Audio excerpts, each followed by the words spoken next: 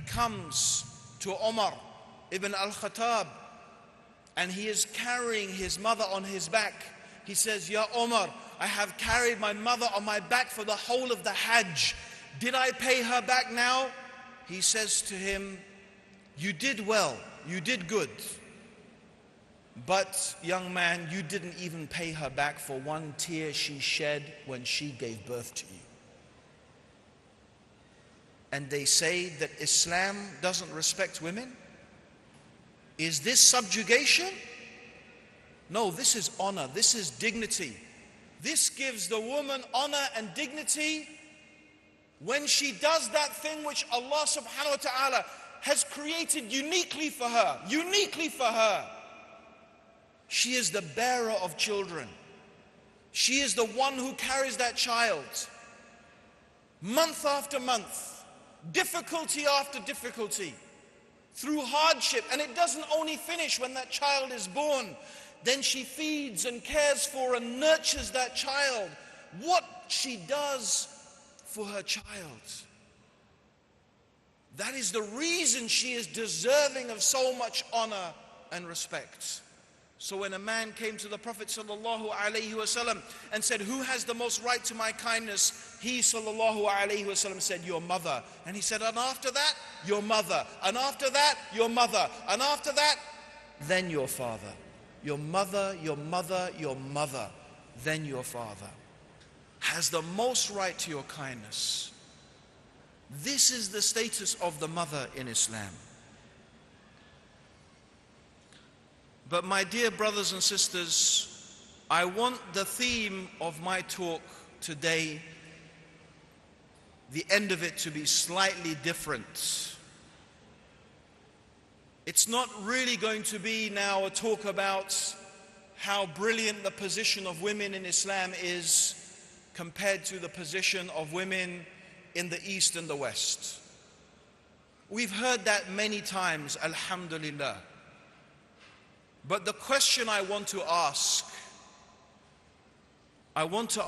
you, my dear brothers and sisters sitting here today.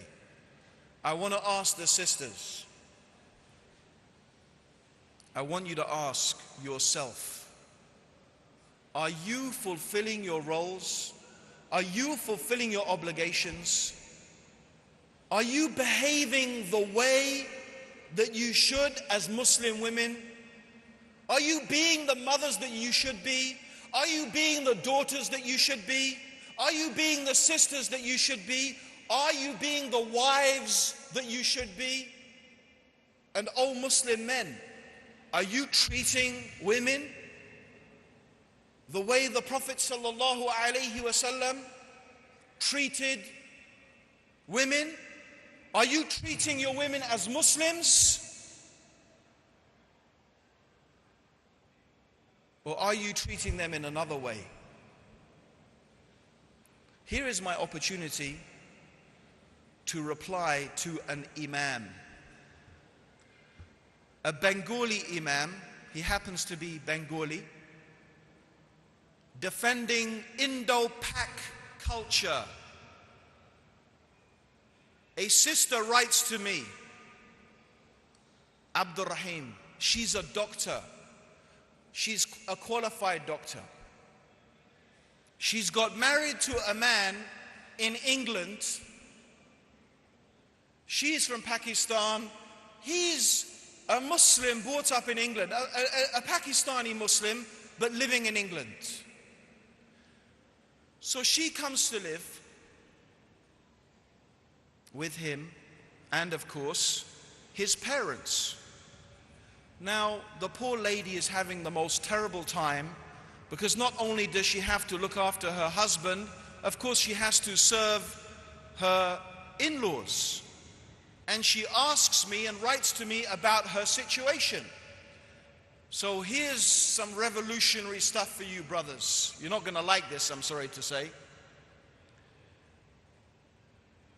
I told her, it's not your obligation to look after your in-laws. Your obligation in Islam is to look after your husband.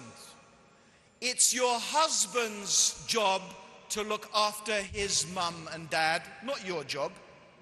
Your job is to look after your husband and your children. If you look after his parents, and it's a good thing for you to do, then that is sadaqah from you and kindness from you to help your husband fulfill his duty.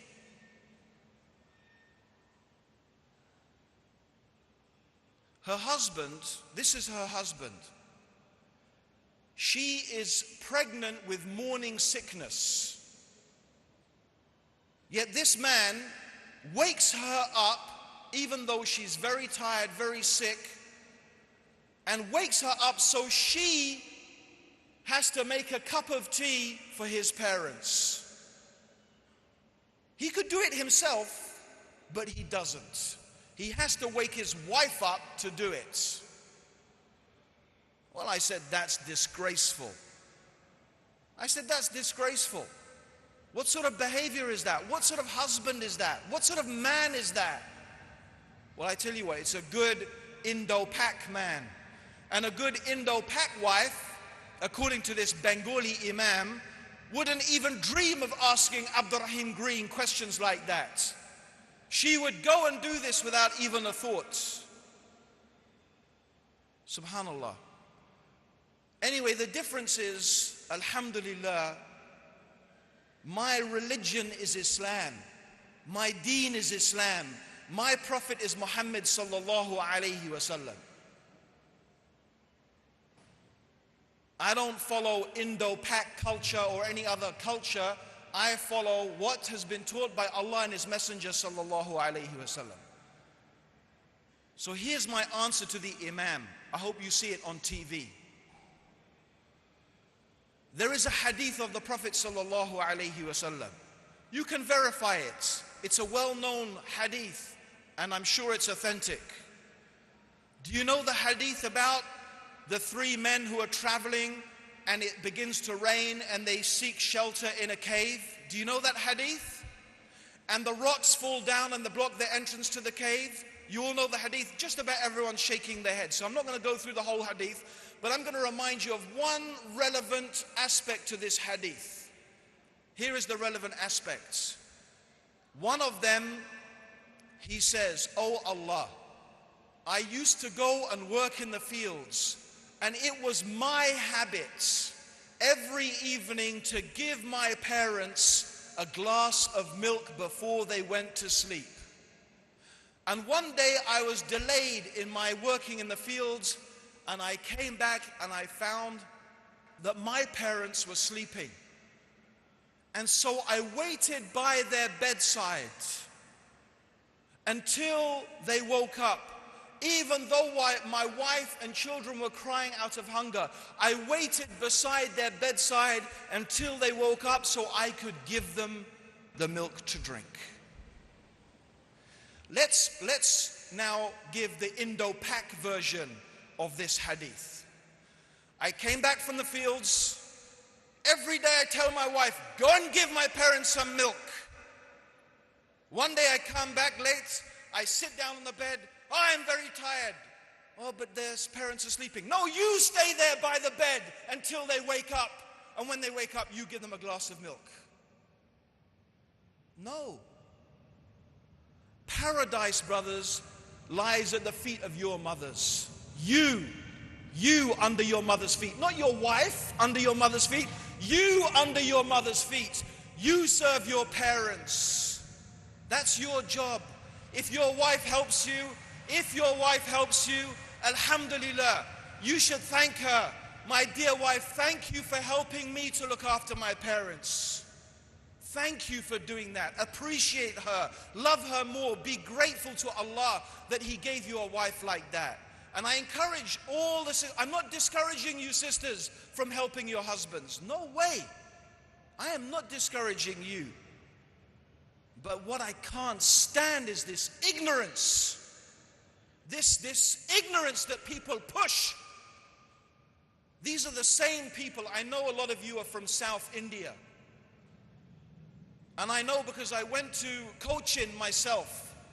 And the brothers there who are helping organize this, I remember they told me before their organization came along, the imams there, the so-called imams there, forbade women from learning the Quran.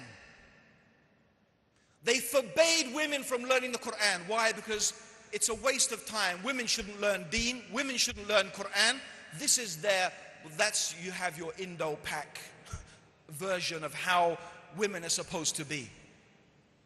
Well, alhamdulillah, these also Indo-Pak brothers, mashallah, Allahu Akbar, and sisters, changed that part of society. They helped change it. Their group and organization helped change it. And because of that, by the way, because of what they did, at least in part because of what they did, South India is amongst the most educated populations, not only in India, but in the world. Because you know why? When you educate a woman, you educate all the children. She's the first school. She is the first school. You educate her, she educates the children. You educate a man, what does he do? He goes to work, he doesn't have time when he comes back to teach the kids. This is why, of course, educating the women is so important. But sisters, I want to ask you, especially some of us living here in this very nice, luxurious land, I wonder how many of you are really mothers. Are you the mother?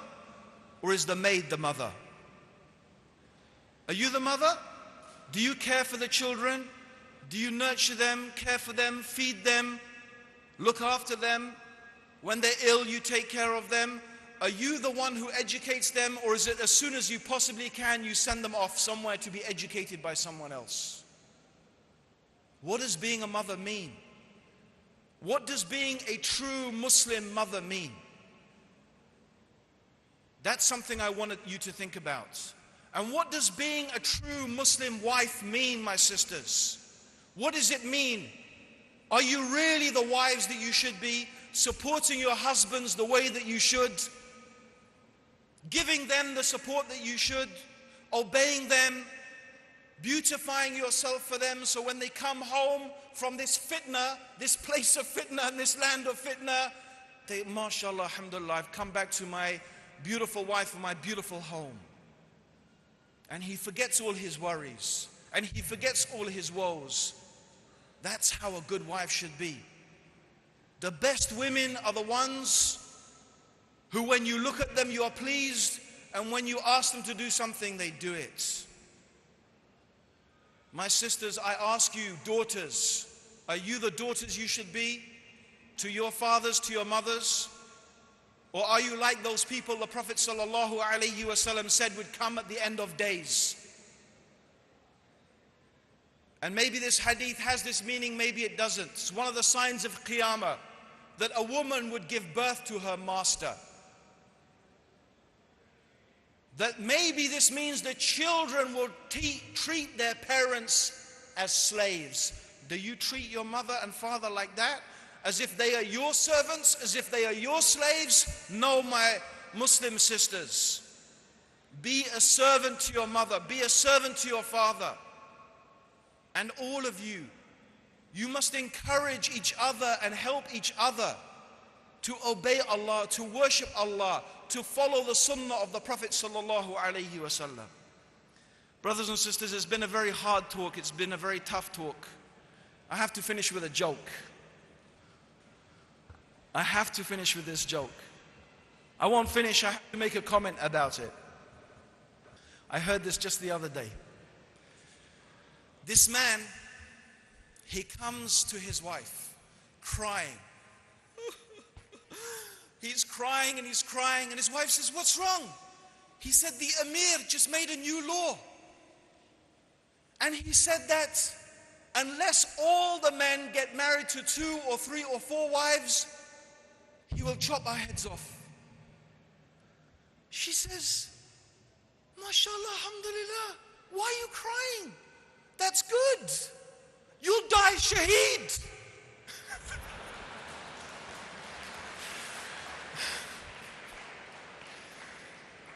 And I think I was laughing for about 10 minutes after I heard that. You know, the point being, brothers, I'm honestly not encouraging all the brothers to go and get second wives. But it is a piece of advice to all of us. Yeah? Let's not try to make Islam the way we want it. Let's not try to make Islam the way we want it. Allah has given us beautiful guidance. You know, our problems come as Muslims, individually and collectively, as men and as women. When we don't follow that guidance from Allah, not only we don't follow it, brothers and sisters, we have to love it. We have to love this deen. Not everything that not the bits that suit us, not the bits that sound nice to us. Oh yes, I like that bit in Islam that says paradise lies at the feet of the mother, but I don't like that bit that says this and that. No, brothers and sisters, we have to love all of it because it's guidance from Allah and it's good for us whether we know it or not. So I ask Allah, I plead with Allah, I beg with Allah subhanahu wa ta'ala to guide us all upon the footsteps of our beloved Messenger Muhammad sallallahu alayhi wasallam, that we take from our hearts our false desires and fill our hearts with the love for Allah subhanahu wa ta'ala, the love for His deen. I also make dua that our brothers in Islam, that you become the best of men. Do you want to know how to become the best of men? By being the best husbands. The best of you are those who are best to their wives. And who was the best to their wives? Rasulullah sallallahu alayhi wasallam. And he used to help in the home. He used to help his wives. He used to help out in the home. Subhanallah, that's how he was. When he sallallahu alayhi wasallam came back from fighting, from teaching, from governing, he would serve his family. He would serve his family, not get his family to serve him. That's how Rasulullah sallallahu alayhi wasallam was. That's his sunnah, my dear brothers. The Prophet sallallahu alayhi wasallam said, if a woman performs her prayers, gives zakah and fasts, the obligatory fast, does the pillars of Islam and obeys her husband, Allah will say to her on the Day of Judgment, enter paradise by whichever gate you please. And I don't know of a hadith that has the equivalent for men. So sisters, I encourage all of us, my brothers and sisters, to be upon the obedience of Allah. Jazakallah khair. Assalamu alaikum wa rahmatullahi wa barakatuh. We're opening now for a question answer session. We shall have the first question from the mic on my left. But before that, if there are any non-Muslim guests, we would like to give them first preference due to the very limited time we have. Do we have any non-Muslim guests at the microphones for the question? Mic number 2. Yes, please. Your name and your occupation before you pose your question. Good evening, Mr. Greens. My name is Ryan. I'm in Dubai for 6 years. I would like to ask you whether the Muslims, the one who are in Islam, are allowed to marry the non-Muslims. The men and the women, are they allowed to marry the non-Muslims? A Muslim man is allowed to marry a woman from the people of the book, meaning the Jews and the Christians, who is chaste, meaning she is not someone who has taken boyfriends and so on and so forth. So a Muslim man is allowed to marry a woman from the people of the book who is chaste. To tell you the truth, however, many scholars in Islam did not really encourage this, even though it is allowed. And there's no doubt that it has been allowed, but they discouraged it for many, many different reasons. So basically the answer to that, except for this exception that we have mentioned, then a Muslim, except for this exception we mentioned, a Muslim should marry a Muslim. And it's not considered to be marriage in Islam. If the two people who are getting married are not Muslim, it's not considered to be marriage. It's not valid as a marriage contract in the Islamic viewpoint. unless for the exception that I mentioned. So basically my answer to you is no, it's not allowed for a Muslim to marry a non-Muslim, except for a man to the Ahl al-Kitab, women who are chaste. Does that answer your question? Thank you. Thank you very much. Any sister, a non-Muslim sister on the mic? Coming back? Yes, please. Please. So I'm a non-Muslim. Yes. But I just want to know, like, I'm Sanu, Yes, son. and I just want to know, what does Islam say about polygamy? About polygamy. Yeah. In Islam, a man is allowed to marry up to 4 wives under the condition that he treats all of his wives equally in terms of the time he spends with them and the gifts and the way that he provides for them. Yeah? So he should be equal with them in terms of the time that he spends with them and the gifts that he gives with them. If he is not able to treat them justly, then Allah says in the Quran, then marry only one. So it is allowed to marry up to 4 at one time if you can fulfill those conditions. If you can't fulfill those conditions, then God has warned us that we should be far from doing injustice and that we should marry only one wife. So I just want to add on to it, and I want to know, like, why was that given us 4? Like, in my religion, it said that for a man there should be only 1 pair. Yes. So why was that? I believe that it should have been extended to 4. Oh, just want to know that. My real answer to you, my friend, honestly, is that the question you're asking, in a sense, is not the important question, right? The important question is the Quran from God? Is Muhammad the Prophet of God? If we believe the Quran is from God, and we believe that Muhammad sallallahu alaihi wasallam, may God's peace and blessings be upon him, is the Prophet of God, would you agree with me from the point of view of logic, just from logic, that if the Quran is from God, from the creator of everything, then whatever God tells us to do, we should do it and we should accept it? Can you accept the logic of that? Yes. Yes? So surely the most important question is not why this and why that, and because we could come up with maybe 100 reasons. It may satisfy you, it may not satisfy you. And I actually recommend, if you want to hear some reasoned explanations, ask the same question to Dr. Zakir Naik when he comes up. Yeah? Okay? I honestly, I could give you his reasons, but I won't do it nearly as beautifully as he does it. Okay? Yeah. Alhamdulillah. Okay, so thank you. But my friend, the thing that I would really ask you to do, yeah, is to discuss the issue and think about the issue. And I'd be more than happy to discuss with this, the important issue for me and you to discuss, is the Quran from God or not? If you accept it's from God, yeah, then you must accept whatever the Quran says. What, have you read the Quran? No. You haven't read the Quran? Okay. If we have time, we'll discuss afterwards, inshallah. Thank you very much for your question. And put the question again to Dr. Zakir when he comes, and he'll give you a fantastic answer, inshallah. Inshallah.